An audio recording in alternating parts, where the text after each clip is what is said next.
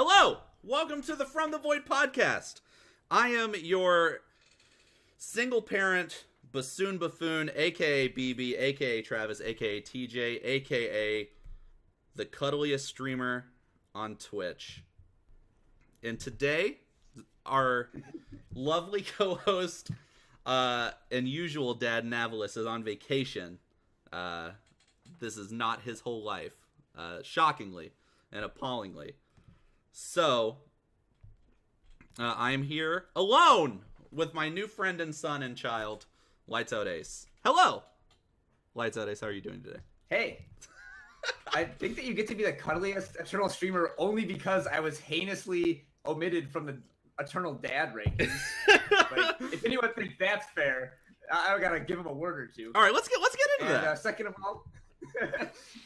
all, just before we get into anything else, I gotta say I'm glad you're bringing this as a podcast because your computer is terrible. I keep cutting out. I can only see myself 70% of the time. If I can't look at myself, why am I even here? I don't know, dude. I've been like steadily lowering my expectations all week in anticipation of producing this podcast. And I'm like finding out right now I did not lower them enough. Which is, okay. So I'm going to stop reading Twitch chat because they're distracting me. I thought like maybe something helpful will come of the Twitch chat, but mostly it's just people complaining. Which is like the general ethos of Twitch chat. Yeah, I mean their job is to complain and give you bad advice. There's like a really bad like take my wife joke in there somewhere. But okay, let's get into first of all, we are going to get into this cuddly dad thing. Because I think you were omitted for at least a semi-legitimate reason. But let's properly introduce the man, the myth, the legend, LightsOutAce. You are a decorated, a heinously successful, competitive Eternal player. One of the most popular Eternal streamers, despite not streaming on your own channel. And my favorite thing about you is that you are a Melee veteran. All true. Welcome to the show, LightsOut. Second of all, my first question to you, first hard-hitting question of the podcast, is LightsOutAce is a friggin' mouthful. What can I call you that's not LightsOutAce? Basically anything. The reason I named LightsOutAce is because that's a name I picked on GameFAQs when I was 12, and I just never changed it. I thought it sounded really cool when I was 12, and then I used it when I played Melee, and then I used it when I wrote Hearthstone articles, and then I still use it to this day. So I actually didn't know you played Hearthstone. Yeah, I wrote for the Hearthstone Players website for a while. I mostly played Control Warrior and Control Mage, as you might imagine. I played up through Karazhan. The week that Karazhan came out, I got into the Eternal Closed Beta, and then I basically never opened Hearthstone again. It's not even installed on my current computer. Yeah, same. I played a little bit further than you. I got into the patches meta before I decided to dip a Rooney. Oh, I guess to answer the question, Ace I think is the best like short moniker. Ace. I've Various heard people Loa. call me Lights Out or Lights or Loa. Those are all okay, but I think Ace is the easiest.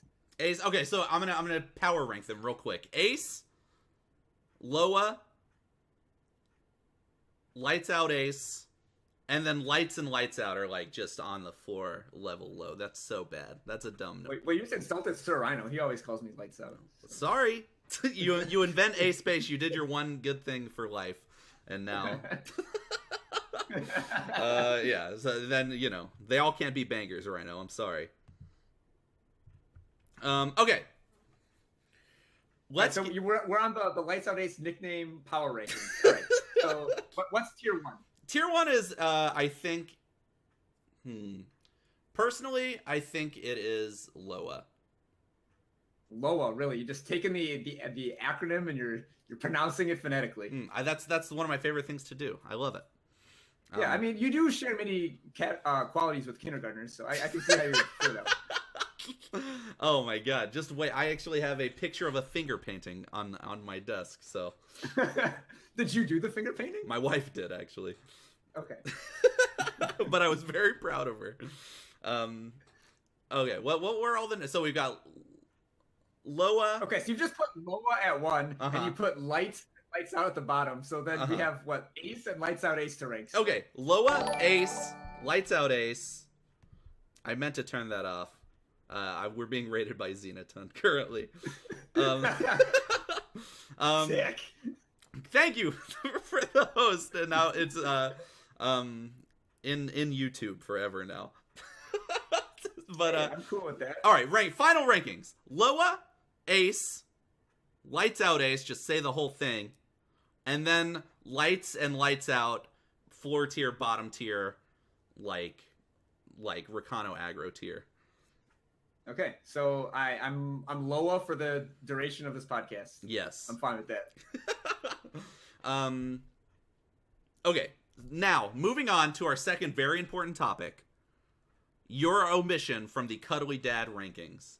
Before I explain Grimfan's logic, I'm gonna give you the opportunity to angrily besmirch him.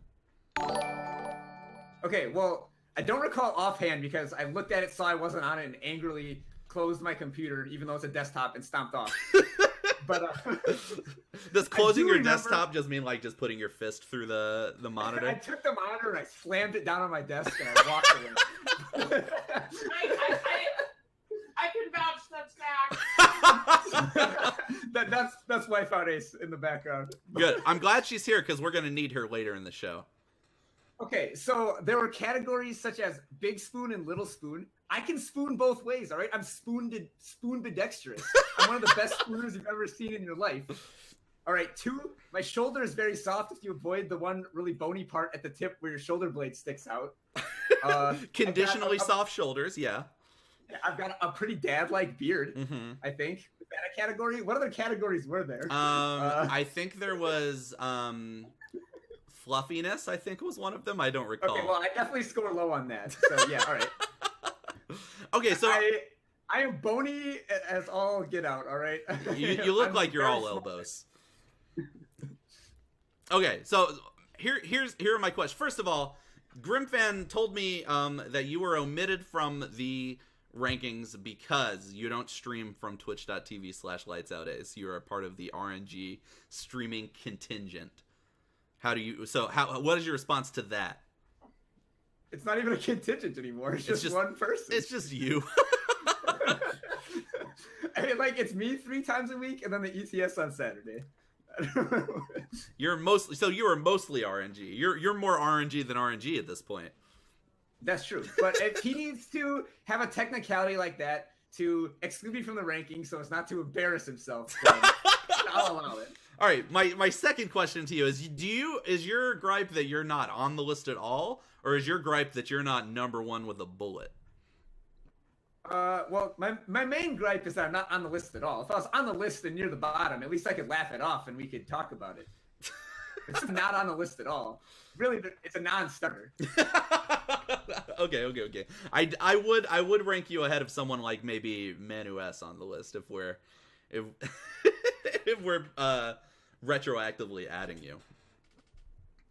Yeah. Okay. So if a picture leaked onto the internet of like me and you spooning, would that like automatically shoot us to the top of the rankings? Or would that end our eternal streamer careers? I guarantee you, with the way I've set up my whole social media situation, it would not end my career. It would be the most on-brand thing I've ever done.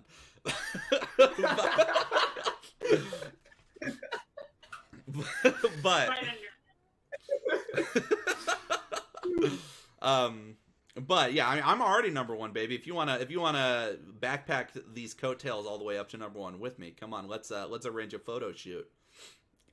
Yeah, sure. I mean, or I guess that the way things are now, you just have to be my dad. I guess you can be my dad. All right, you heard it here first. The podcast is over. I got everything I need. To have, right? Like, at least you aren't gonna leave the stream to go out and buy milk and then just like leave the stream hanging forever and never host anyone, right? Yeah, that's if I leave the stream hanging forever, it's because my CPU melted out of my laptop, and for no other reason. Okay. Let's talk about some Eternal news. My contract states I have to actually talk about the game at least once a podcast. So you want to put this in the Eternal category instead of just the straight comedy category? Yeah, for Eternal / comedy gold. Okay, we can work on that. I'll try really hard. Okay, big news today. For the test tournament this weekend, they're trying out a new redraw rule. In summation, the redraw rule is you get a third last chance hand to look at if you absolutely hate the first two. Still have a chance from 2 to 4 power, but it will have 6 cards instead of the usual 7 cards. How do you feel about, first of all, how do you feel about the redraw rule? So, the redraw rule is fine. Like, I like it more than Magic's, for instance, because it isn't so punishing. That's like the main comparison. I do not like the 2 to 4 artificial probabilities, like 33% of each on the redraw. I wish it was just 2 to 5, like it just drew a random hand from your deck and then threw it back and drew a new one if it wasn't 2 to 5 until you got a 2 to 5 one and then showed you that. And actually, I wish that both initial and redraw hand were just that 2 to 5 rule. But given that it exists the way it does, like adding a second redraw to 6, which I believe is called Desperate Gambit, and every time I take it, I'm definitely going to yell that out. Like, all right, redraw. This hand sucks. Gambit! But, can we get like a soundboard like Gambit from the 90s X-Men saying something whenever you do it? Yeah, that'd be solid. He's running through the cards that exploded, right? Yeah. Yeah. So, I mean, that also kind of fits with the theme of Eternal, too, because he was kind of a gunslinger type.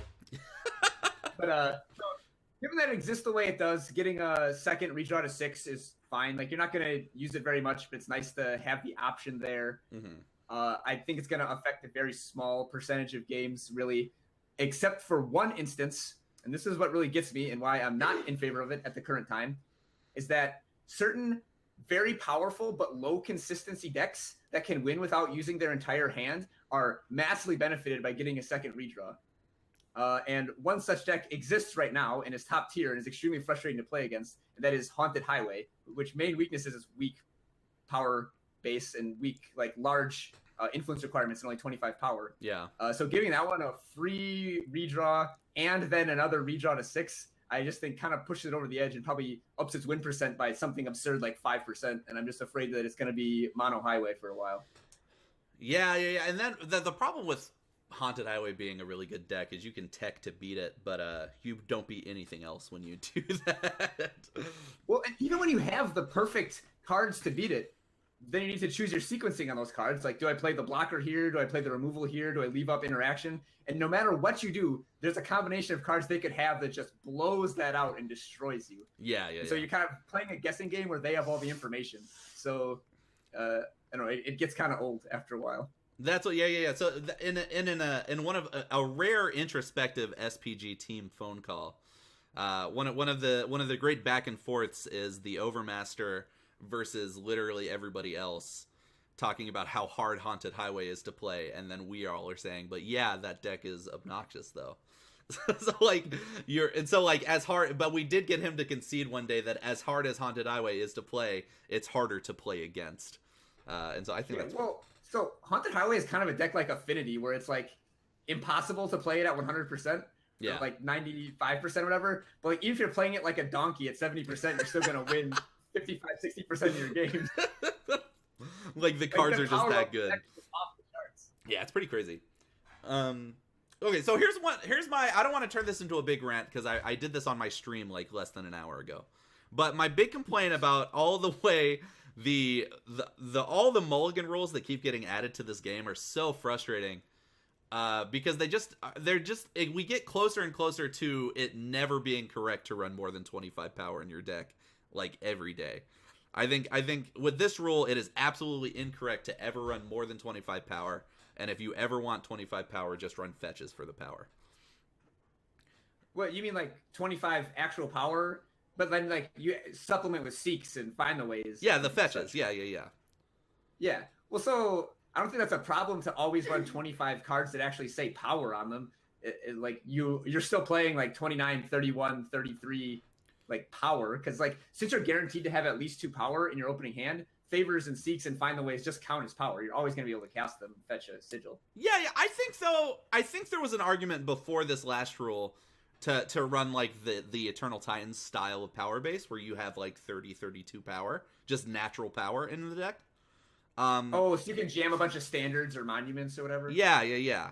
But with this redraw rule, I think that's just not correct to do anymore. So I really like doing that, like playing tons of power with lots of flood mitigation in the form of standards in this case. Yeah. But it doesn't work in Eternal as well in decks that want to hit higher power counts than 3 or 4, because the redraw rule punishes that so hard. Like if you have Seek or Find the Way or Favors in your deck, your opening hands aren't 2 to 4. They're like 2 to 5.5, and you're, instead of being 33% of each, you're like 20% to get 2 and 40% to get 3. You know what I mean? Yeah. It kind of gives you artificially higher power in your opening hand, which you want in most decks that want more than like 29-ish power. That makes sense. So I see what you're saying, and I agree with it. Like, you're obviously correct, but I still see it as a problem. Somebody clip that. I just want LightsOutAce looking me in the eye and saying, "You're obviously correct." That's all I've ever wanted. Just gonna get it on loop and like play it to lull you to sleep. Right? Dim the lights. Break out the wine. You know, if you're looking for more LightsOutAce Dim the Lights content, I did put out a Cambrai ASMR YouTube video a week or 2 ago. If we're at shameless plug time already. That was a very good video. I tried to do an ASMR stream and I lasted less than 10 minutes. I could not handle it. I was very proud of you for lasting as long as you did. Well, when I did the ASMR stream originally, which people liked, and it inspired me to do the YouTube video, my throat just really hurt because I had like a cold the week before. It was by necessity. So like if I yelled like I normally do, like I'm doing now even, then my throat was just in pain. And I didn't want to stop the stream to like go make some tea with honey or whatever, so I just started whispering. And a legend was born. Necessity is the mother of invention. Okay. Last question on this topic. What are you going to play this weekend? Do you mind saying? Well, I'm not in the Invitational. I played one tournament this I'm talking about the Direwolf Digital thing. The Direwolf Digital the test tournament. Oh, gotcha. Well, if you had asked me yesterday or 2 days ago, I would have said Kaifa Scourge, because it just absolutely poops on FJS and like cookbook decks. Like probably 75-80% win rate against those. You had a very good YouTube video demonstrating that today. I watched it. But I also like lost my winning in, I think, to me screwing up games 2 and 3 and the ETS on Saturday. Like I almost made top 8 with it. So you could have seen it all over the ladder and have lots of fun prison action. But what was I gonna say? Yeah, so I would have played that because I was just seeing like mono cookbook. But then the last couple of days there's been tons of Skycrag and Haunted Highway and stuff, and like the matchup is not like completely abysmal, but it's unfavorable, and I wouldn't want to play Kaifa Scourge into a 40% Skycrag field. Yeah, that sounds pretty. Where there's a hailstorm, there's a way, but that does sound pretty miserable. So yeah, I don't know. I'm kind of waffling between the Kaifa Scourge deck and like Azendel Mask, or just like I don't know. Maybe I'll say screw it and play Fel midrange. Okay. I don't think Felman's very good, but like you can hope to high roll Hailstorm in the aggro matchups and Kaifas in the control matchups and win them all. Yeah, that's what. Yeah, I like. It kind of brings like the high roll potential like way out there. So you can feel like you've kept like some amount of your soul for not just slamming cookbook on 2 and drawing on turn 3. Oh, I just don't want to play FJS because the cookbook mirrors are so miserable. Like I don't mind playing the tier 1 deck when it's fun, but the mirror is just like whoever draws more cookbooks and merchants wins, and it's just like, ugh, I can't stand playing the mirrors. Yeah. It's a pretty abysmal matchup. Okay, you mentioned the ETS Invitational. This is the last bit of news I wanted to talk about. This Saturday and Sunday at twitch.tv/RNG Eternal, there's the Season 4 Invitational, the last seasonal invitational before the World's Tournament this year. Who do you have in that tournament? Well, it's not going to have that new redraw rule because that's just for the Direwolf Test Tournament. Correct. So I'm not gonna just say the Haunted Highway players. Just pick a random one. Well, if we had that rule, I'd say like it's gonna be GHP and Overmaster. Like, but since that is not the case, yeah, I don't really have a clear favorite. Then nobody is like really dominated like Moosh did last season to be a clear favorite. So, yeah, I don't know. All right, compelling and interesting answer. Thank you very much for your time. I am going to go with Sono. I'm calling my shot right now from half court. Sono is winning the Season 4 Invitational. All right. I mean, at least you made a bold prediction. So, like, if you're wrong, no one will remember. And if you're right, you can say that you told yourself. Oh, that's all I've ever wanted is the bragging rights for the rest of my life. Okay, moving on to our next segment. I'm checking with Twitch chat for a second to make sure that the stream has not melted. Correct. Okay. And Twitch chat, as usual, is just shitting on your prediction, saying that they beat Sono in casual just now, so there's no way he's going to win the Invitational. You ever hear of a little thing called saving the juice? Why would he waste his juice in casual, okay? He's just tanking up for Saturday, baby. Okay. So, onto a different topic. I recently discovered, and you not so recently discovered, that you are expecting Lights Out Baby. Congratulations. Yeah, the going name right now is LightsOutAce. Oh my god, that's so good! Until spring, but... Holy, you just blew my mind. LightsOutAce? That's so friggin' good! Holy moly, did you come up with that? Or is that like the Twitch hive either mind? me or LightsOutAce did. But yeah, LightsOutAce coming spring 2019. Spring 2019. Just in time for Detective Pikachu, so good. Oh, that could be his first movie. Okay, in honor of your impending babydom, I have assembled some parenthood-themed Eternal questions. And I would like, if LightsOutAce is in the room, I would like some of her input on some of these questions. So she is in the room, but she has to leave and go to work right now. Okay. What's up? I got 2 minutes. Oh, she has 2 minutes. All right, well then I'm going to skip ahead to question number 3. Which faction pairing is the best aphrodisiac for baby production? So which faction pairing is the best aphrodisiac, huh? Specifically for conception. Let's add that caveat. I'm going to say it's that Xenon is sort of the smooth listening combination of Eternal. It's really got everything you need. Like, it can be aggressive, it can be controlling, you can push the tempo any way you want. It's got a whole range of strategies. The Barry White of faction pairings. Dude, all right, with Xenon, you can just go right in, or you can take your time. Okay. And sort of map it out, and then just do a devastating combo at the end. I would never want this process to be described as devastating. You have a mid-range game plan, and so you do the best of both worlds. Like, you go in a little, you got to save some juice for later.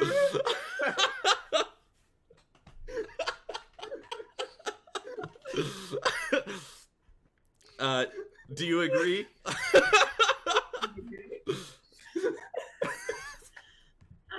I was gonna say whatever the fire shadow combination is, but now I think I might have to change that. Yeah, you're off Stone Scar and you're into Xenon. I mean, Somebody's into I like Xenon. Stone Scar a lot. So you like it a little more like fast and aggressive, but with a lot of tricks. Yeah. Okay. Yeah. You put a lot of action in that in a very short amount of time. Yeah, a lot of action in a short amount of time. Yeah, it's a good description of Stone Scar. Somebody clip this to show teenage LightsOutAce is what is what somebody This is the perfect embarrassing video for like their 16th birthday or whatever. It's gonna be so good. That's true. All right, I gotta go. Thank you for stopping by. Bye. Have a good night. You guys too.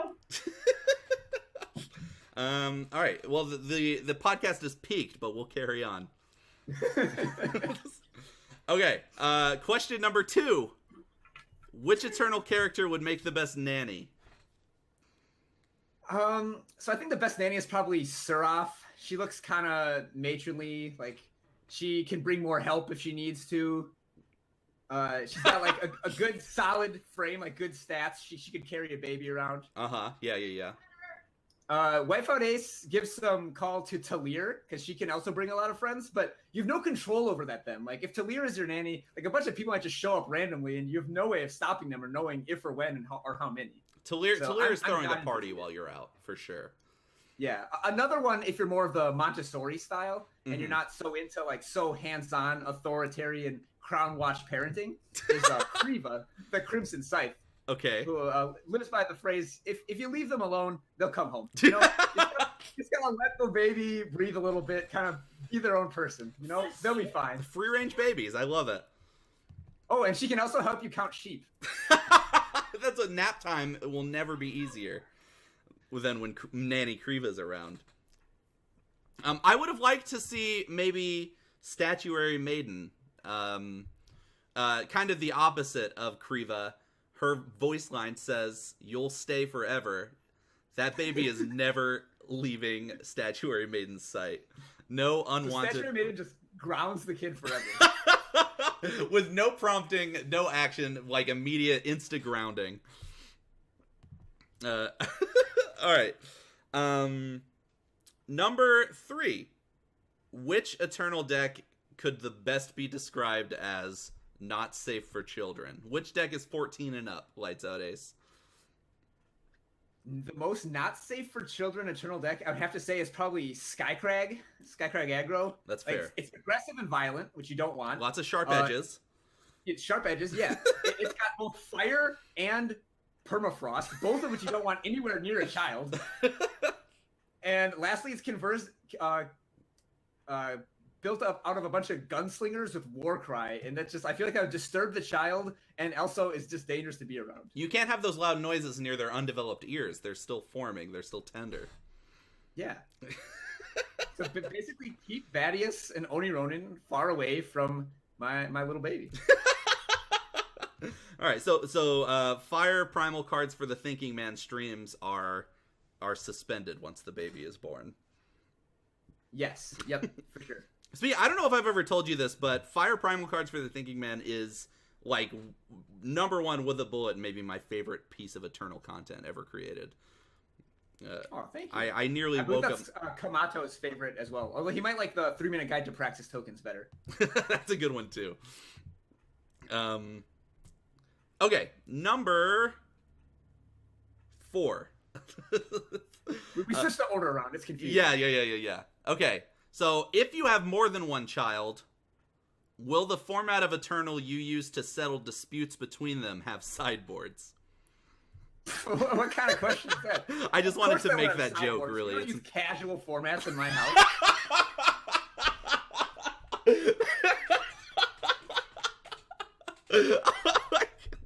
That's the best possible answer to that question. Markets only.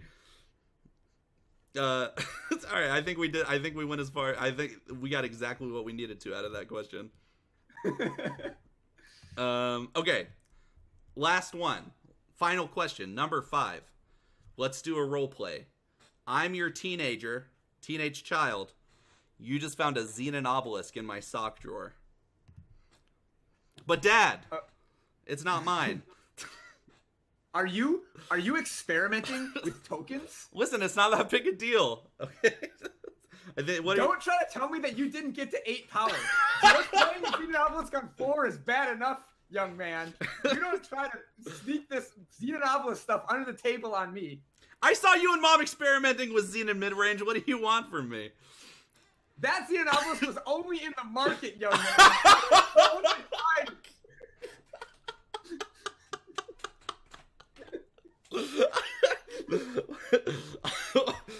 One in the market, not even once. All right.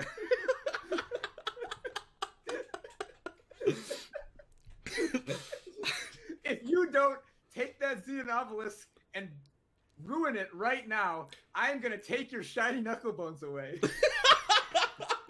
So, if you find one Xenon obelisk in your kid's room, do you make them go out back and smoke a whole pack?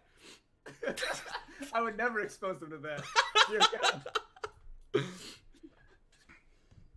Although that might be a good like scared straight type thing. Like you make somebody like play practice tokens for an hour. Oh my god. Oh god. Oh yeah. God forbid it was a rally. I chose Xena and Obelisk because this is a family show, and if I had said rally, who knows what would have happened. All right. This is the portion of the show normally where we would get into the deck of the week. Do we have a deck of the week? No, I forgot to prepare that. I just realized. So, are you looking for suggestions? I was gonna go grab your Scourge of Frostholm deck if you wanted to. Okay, that's what I was gonna suggest, anyways, because I think it's kind of new and I think it's exciting and fun. Okay, so let me pull that up really quick, and then we can talk about it and maybe play a game of it. I am going to have to craft 3 Scourge of Frostholms to play this deck. So. Is that too much of a burden? Do you have the Shift Stone? Yeah, I have it. It'll be fine. I play way too Because like much if you need Eternal. a budget substitution, like you can run Ascendel. Like it's a lot worse, but Oh, okay. it's, like, Ascendel is fine. mildly functional. Yeah.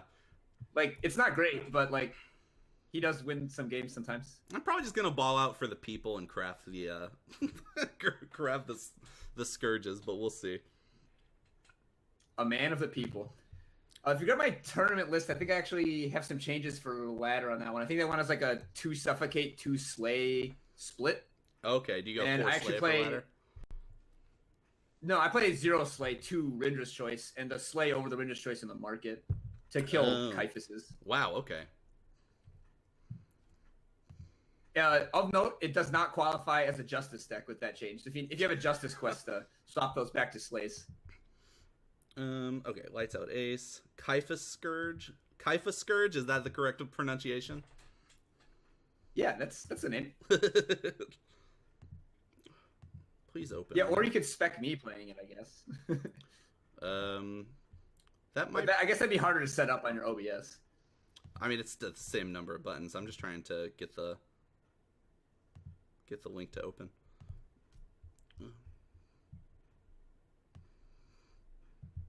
Yeah, our 2014 MacBook's good at opening links. Not when I'm running simultaneously several other programs as well. This Google Doc is like, the computer is like, what are you doing? Can you please calm down? Oh, the Warcry link is opening. Oh, baby. Witness true glory. Okay.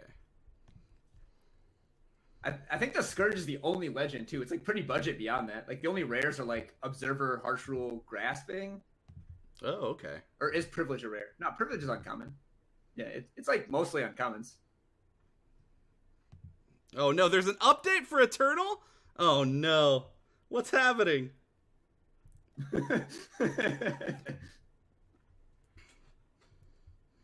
Could that be the full release update? No, it couldn't be because I just opened Eternal like 30 seconds ago and it opened up fine. But I guess my internet might be faster. Much. Okay, so, oh my goodness. This is all great YouTube content, by the way. Oh, it plays a bunch of crests too. Yeah, the crests and merchants. I just kind of don't count those as rares towards decks because like everybody needs all of those anyways. Oh, okay. Yeah, my image disappeared from your stream, by the way. Not anymore. Oh, okay. I fixed it. Beautiful. All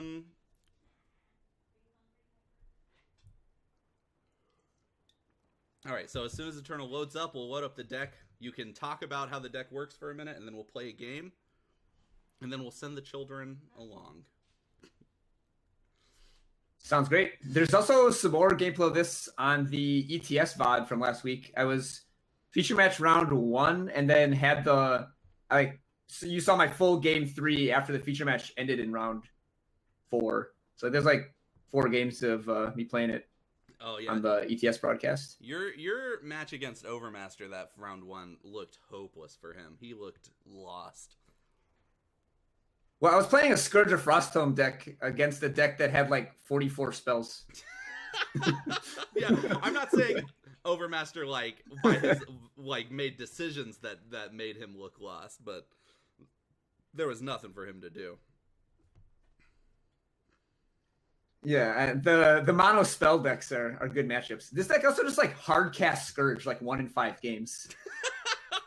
I don't think I've ever done that. Well, you haven't played a deck with 1 million looting effects and 4 privilege of rank before, probably.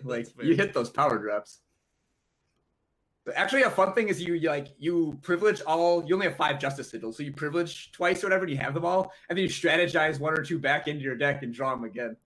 Oh, disgusting! Great. This deck draws a lot of cards. It has 4 Observer, 4 Herald Song, 4 Strategize. Okay, yeah, so, we draw a lot of cards. So now we should have the stream. The deck up on stream. Yeah. Okay, so the idea behind the deck. So you've heard him mention before. We have Nocturnal Observers and Herald Songs to discard Scourge of Frostholm into our void. They're actually mainly discard privilege. Scourge is just an extra thing on there. Okay. So this is kind of building on the father-daughter dance, I guess, if you want to call it that, shell of just recurring and cloning Vara and Kyphus over and over again with Dark Return and Mirror Image. This one also adds Grasping of Shadows for faster Kyphus and more Kyphus. And since you have the Grasp, you might as well play a fatty reanimation target. And Scourge of Frostholm instantly ends the game against FJS cookbook decks. They have 0 to 2 Sword of the Sky King usually, and you can generally play multiple Grasps and get the Scourges back a couple times, or play a Scourge and Mirror Image it. And so then the game's just over. You get this weird board stall situation where they have a couple deadly units, Varas or Statue Maidens, but they can't play spells, so they can't break up the board stall at all. You can still play spells. So eventually you find some slays. I actually cut the slays for 2 Rinder's Choice, 2 Suffocate in my latest version. Or you just play a Vara and a Kyphus 4 or 5 times and just bash through their deadly guys, and eventually the way is clear and you kill them with a couple of 8/8 Scourges. Oh, okay. Let me and I also made the Market Rinder's Choice into a Slay after dying to Kyphus too many times. Isomorphic originally made this deck. He plays a 4th Mirror Image and 0 Slays in the deck. 0 Slay sounds crazy to me. I'm going to trust you guys on this one, but it sounds wild to me. Yeah, I like having the Slays. Yeah, I play 2 Rinder's Choice, 2 Suffocate main for removal, and then 1 Slay, 1 Annihilate in the market. So I like having some more removal just to kill those pesky maidens. Okay, so now that we have made the spend 10,000 dust, sure. All right. Sounds like a great plan. I hear an influence store is coming that'll help offset the cost of streaming so many memes. All right.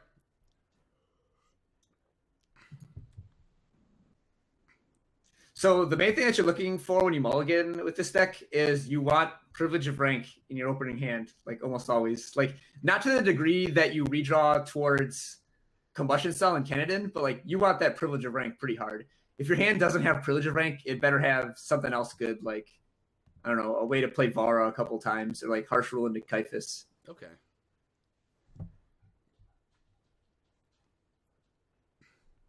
All right. So I am waiting on matchmaking. You can come spec me whenever that comes up. Yeah, I should probably open the game, Eternal card game.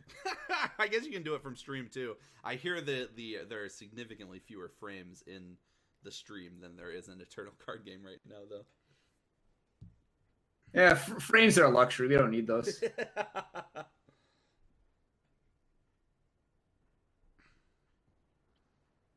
Oh, baby. All right, this way I'll get it up to the second. All right, so this hand does have Harsh Rule and Kyphus, but it does not have Privilege, and it doesn't have good influence. This deck takes Double Justice, Double Shadow, single Primal. So I would throw this back.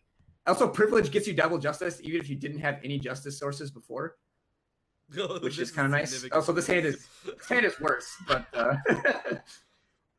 we didn't come here to win games, all right? Like, you knew that when you signed up to watch Bassoon Buffoon. I was on a tear with Skycraig Aggro before the podcast started. Were you really? Oh, see? Crest fixes everything. Perfect. Nocturnal Observer right on top. Yeah, get that, Kaifas. Get out of here, Dad. Get out of my room. Oh, you can't. Wait, see I thought you were the dad. I would never think to usurp Dad, Kaifas as one true dad. So. Oh, hey, we drew Observer. Hey, look, this is great. Do I loot and just take a weight? Oh yeah, those weights are a bonus right now. They're helping us hit our power drops. All right, so I'm gonna get rid of this Scourge here. Like, if we draw a card off this Nightfall and these weights that cost more, like, whatever, we can pitch into Observer. We just need to hit power drops. Yeah. I think these weights are a net positive for us, really. What if they know that and don't swing? They're greedy. They're greedy for weights. I don't think that's ever going to happen in 100 million years. Wow. We did it! All right. So we want to scout for an undepleted power source. So I guess let me know what you see off the old crest. Privilege of rank. Not exactly undepleted, but we should probably just. That isn't because we won't be able to loot with Observer next turn. Yeah. So you should just pitch that. And then just loot and see what we find. See what there is to see. Wait, why didn't we keep it and discard it so we could have played the because I didn't realize we hadn't looted with Observer yet. But it's fine, we drew it anyway. Oh, awesome. Let's just pitch this Dark Return. We don't want an expensive Dark Return. All right. So basically the lesson here is to be bad but then get lucky. Rewarded for our badness every day. So okay, does this sort of match up with a... Was Scourge of Frostholm out? No. They can't even spellcraft. That's awesome. So the thing to think about here is this isn't a matchup where Scourge just ends the game. They're going to be playing a lot of random mid-range fatties. If they play a Cerso or something, that's going to be bad. But we're still going to grasp just to stall out the board. So they're going to have to commit multiple fatties. So we get a fatty harsh rule of our own and then can play hopefully another Scourge because we just drew another grasp. I was going to say hopefully we get up to 7 and fetch one with Merchant. But yeah, so the plan here is just grasp. Wow, grasp is hard to say. So we grasp Scourge. We get into a goofy board stall for a while, and then once we get sufficient value from it, we harsh rule and re-up on our Scourge, and this whole time we just, like, replay some Kaifases. Oh, no. Or they just play Permafrost and Xenon Obelisk, I guess. I guess we're just chumping and harsh ruling then. That's totally fine. Yeah, it looks like we got it. But that's okay, because we have another Scourge. Yeah, and we even get to hit our power drop. Opponent's low on action. Oh, you fool! That's not good, actually. They're playing Shimmer Pack, I guess? Since they're playing both merchants. Oh, yeah, they are playing both merchants. The animal. So hopefully they fetched an actual Shimmer, because then they just get boned by going down to 5 power here. Okay. The Scout is a Strategize. We don't want that, do we? That seems bad with weights on us. We just want to draw good cards naturally. I think the only time you keep strategizing when you have weights on you is when you have a bunch of power or you're specifically looking for power. Yeah. Which neither is the case right now. Yeah, I'm kind of missing that extra Justice Sigil, I guess. Another Obelisk, dear God, what a sicko. So is this turn Kaifas or Grasp? I think we just play another Scourge. Kaifas is only a 5/5, Scourge is an 8/8. Yeah. Dark Return, get it out of here. Yeah, I don't think we need that with another Dark Return and a Merchant in hand already. We already have as many Dark Returns as we could ever want. So if they poly this one, or perma this one, we actually are in trouble because it's really low on life.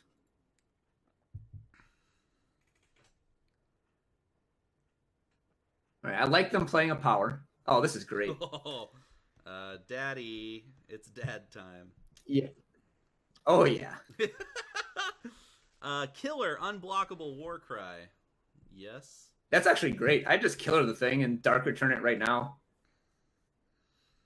Like, it costs 8 on this dark return, but I think that's fine. We'll draw another power eventually. Yeah. Oh, golly gee, we can even swing for 8 damage. 4-turn clock. 3-turn clock. Oh, I They can't. took one from Nightfall.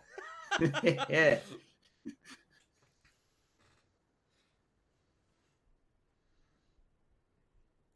Oh, no. Oh, so this is absolutely Shimmer Pack 100% of the time. All right, well, so they can play spells now, but does their deck even play spells? There might be an Equivocate coming. I think we just slam Kaifus anyways. I don't think that playing Nocturnal Observer is a winning line, really. Aegis Berserk Killer. All right. You don't say. Good job, Dad. I know I might always just get reckless 3 times. I'm getting. I don't know how I'm getting. So did you know that if your Kaifus gets revenge and like goes back in your deck, so it has Destiny, when it comes back, it can re-roll revenge? Yeah, it's so broken, dude. That would be a problem if they weren't dead on board. Well, dead on board if they don't block. We don't have anything in the. I think we want to merchant for Annihilate here before attacks. Yes. Okay. The cheap merchant, because the Annihilate's going to cost 4. I'm gonna get rid of the 5-cost merchant. Or do I get Yeah, rid of the? seems fine. The observer? Probably get rid of Scourge. Actually, we already have one. No, that Scourge is silenced. Yeah, I think you can get rid of the merchant or the observer. Either one is fine. All right, Annihilate. But yeah, then we're just like double A spacing, you know. Oh, I was gonna save it in case they double blocked Kaifus, but Oh well, this is lethal. oh, I guess they can't double block Kaifus this way, anyways. So they go to 2 and lose everything. Whereas if they double blocked Kaifus, you know, oh yeah, I guess the same outcome either way, so it really doesn't matter. Okay, sure, you right. You got some nerve. Awesome. The power of the deck has been appropriately shared to the people. Capital T. Yeah, you know what? Like, we redraw into an unplayable hand. I punted on a scout, and we still won easily. Tier 1 deck. Okay. LightsOutAce, do you have any plugs or future projects coming up that don't involve fatherhood that you would like to share with the chat? Well, so I have my YouTube channel, youtube.com/LightsOutAce1. I put out videos there, not on a regular schedule, but generally every week or two. I put out 2 in the last 2 days, actually. Just like stream highlight games that were particularly fun and interesting. I have a Twitter/LightsOutAce. Is that how Twitter URLs work? How do Twitter URLs work? I guess I can just like open it up and check. I think it's .com/. Twitter.com/LightsOutAce. Yeah. So yeah, that is. I was accurate the first time. Let's see. I'm on Discord a lot. That's a good place to get a hold of me. Ooh, I just got a Twitch drop for watching myself on your stream. Cross promotion. I don't know. I write articles on Ace Space games from time to time, but not as regularly anymore because I've just been hella busy. So I'll probably write an article on this deck in the next week or two, actually, since it's kind of new and different. Yeah. I think it's secretly, legitimately is more than a meme as well. Oh, this deck is very real. I played it to top 10 this week. That's pretty rad. All right, I'm gonna put some time in with it. Figure it out. I'm gonna flex now that I spent the stone, so I might as well play the deck now. Yeah, it's also super fun. Like, how often do you get to hardcast Scourge of Frosthelm against people? In my life, never. Literally never. Okay. Yeah, so, I mean, in my life, until this deck came along, me neither. So, now I've experienced it, and I could never go back. Okay. To quote a popular rap song right now, I'm living my best life. Hardcast and subscription for us. So. I do love the LightsOutAce dancing streams are always really fun. Sometimes you just put on the club music and you just go to town with some meta decks. When's the next one of those coming up? I don't know. I actually do like real dancing, like hip hop dancing. I've seen the very vibes. much enjoy like weddings and such. All right, thank you so much for being on the Apparently, show. Neon is really into dancing too. So someday he'll come and we'll just have a dance party. Oh my god, he'll wear a mask the whole time because he's a member of Anonymous or something. Okay, thank you so much for coming on the show. I have been Bassoon Buffoon. You can follow me on Twitter at HumanVenipede. It's the funniest tag on the website. No one will ever convince me otherwise. You can follow From the Void at From the Void Podcast on Twitter. We have a Discord. We have a website, fromthevoidcast.com, I believe it is. I love you all very much. My computer is literally just melting. There's smoke everywhere. I'm going to end the show. Bye.